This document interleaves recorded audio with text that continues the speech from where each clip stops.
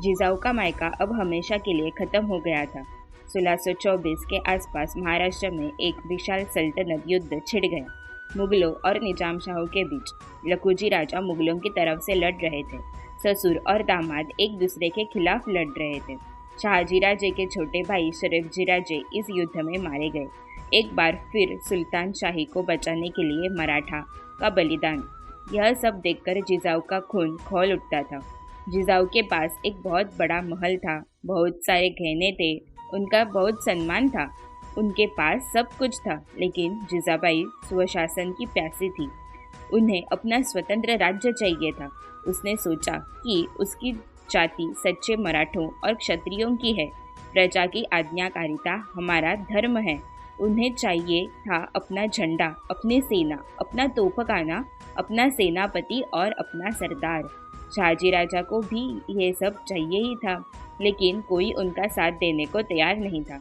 इस बादशाही से लेकर उस बादशाही तक यही अब उनके हाथ में रह गया था। यदि उन्होंने स्वराज्य स्थापित करने का प्रयास किया होता तो मराठी ही उनका भयंकर विरोध करते।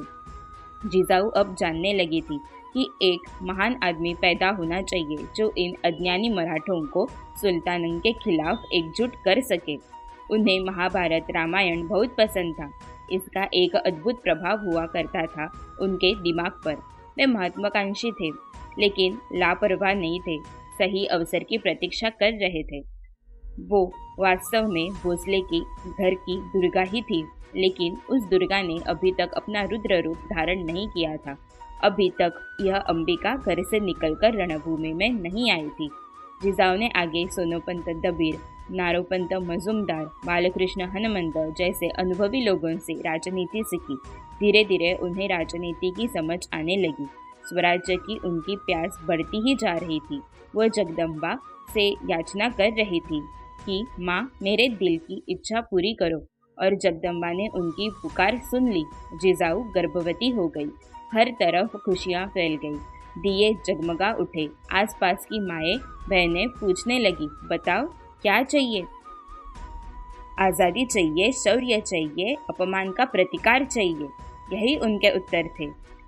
वो हाथियों पर बैठना चाहती थी। वो ऊंचे झंडे उठाना चाहती थी। वो धनुष्य, बाण, भाला, तलवार आदि अस्त्र शस्त्र लेकर लड़ने जाना चाहती थी और शरीर पर कवच धारण करना चाहती थी। किलों को फतह करना चाहती थी। उन्हें बड़ी बड़ी विजय चाहिए थे। सबसे असाधारण बात यह थी कि उनको वाघ पर बैठने का मन होता था, तुळजा भवानी जैसे अस्त्र शस्त्र लेकर। अगले भाग में हम देखेंगे कि कैसे स्वराज्य की आग जिजाऊ के पेट में उतर रही थी।